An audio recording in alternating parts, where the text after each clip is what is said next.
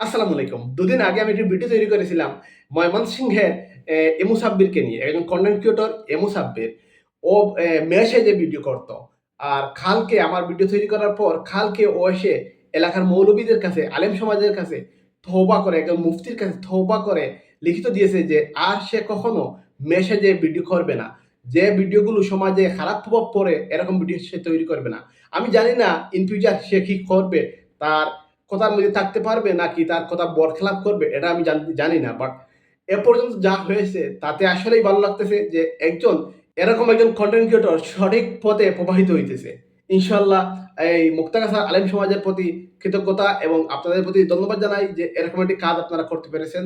এবং মুসাব্বিরের প্রতি রইল, ভাই আপনি ভালো ভিডিও তৈরি করুন, আমরা আপনার পাশে থাকবো, কিন্তু এরকম ভিডিও যে অতীতে আপনি যা করেছেন এই কার্যকলাপে আর আপনি কখনো ফিরে আসবেন না এই আশা করে।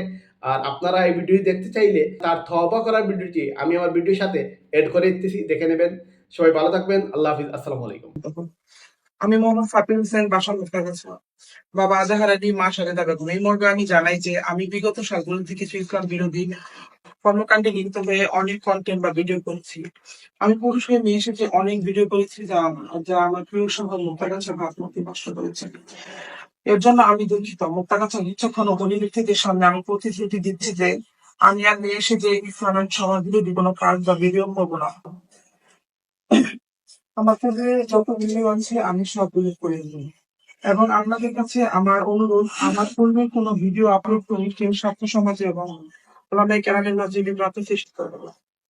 আমি অনুতপ্ত হয়ে বিজ্ঞ ওলামায়ে কেরাম এবং ছাত্র সমাজ, বিশেষ করে মুফতি আব্দুল হালিম সাহেবের কাছে উপস্থিত হয়ে আমার টিম সহ তওবা করা।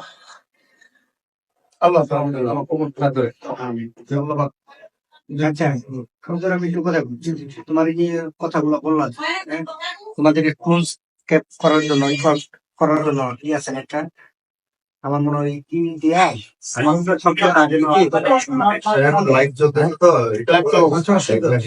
আলহামদুলিল্লাহ, আল্লাহ পাক আমাদের সকলের তওবা এবং তোমাদের তওবা কবুল মঞ্জুর করুন।